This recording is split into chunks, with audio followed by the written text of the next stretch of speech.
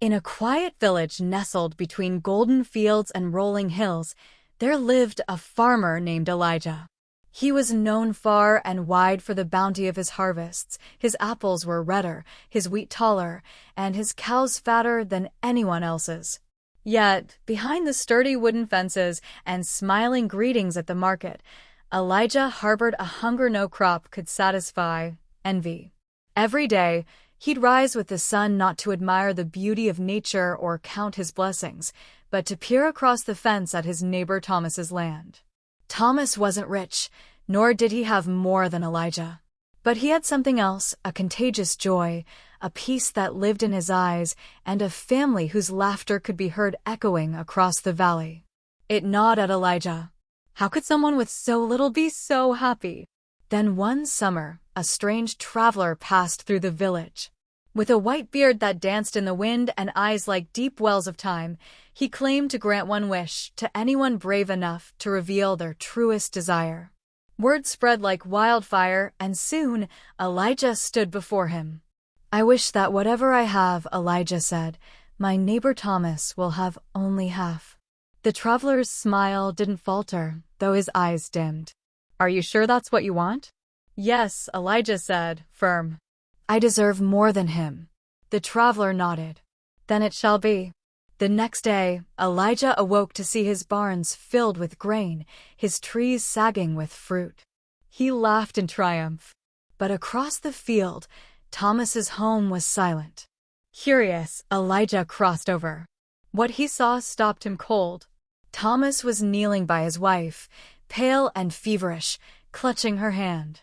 Their daughter sat beside them, eyes wide with fear. Thomas looked up. "Elijah," he said quietly, "our well dried up last night. Without water, the crops failed. I can't even afford the medicine for Maria." Elijah's heart stuttered. His victory tasted bitter.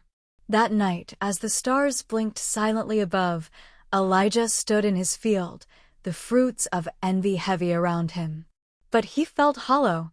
For days, he wrestled with guilt, pacing the land he once cherished. And then, without another thought, he began to act. He hauled barrels of water from his well to Thomas's.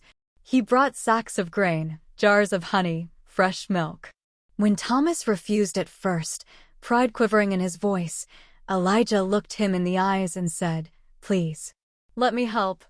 I've learned what truly matters." Bit by bit, Thomas's family recovered. Maria's laughter returned. The daughter skipped through the field again. But something else had changed too: Elijah.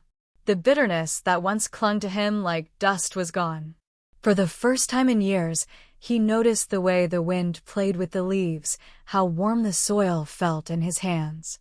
And when he smiled, it reached his eyes.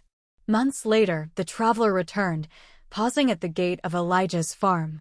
"Was your wish granted?" he asked. Elijah chuckled. "Not the way I expected, but yes, I got exactly what I needed." And so, the story of the greedy farmer became a tale not of envy, but of redemption. For true wealth, Elijah learned, was not in having more than others, but in giving freely, in loving deeply, and in choosing kindness, even when it costs us. Because sometimes, the richest harvests come not from the soil beneath our feet, but from the goodness we plant in each other's lives. And that, dear reader, is the farmer's lesson.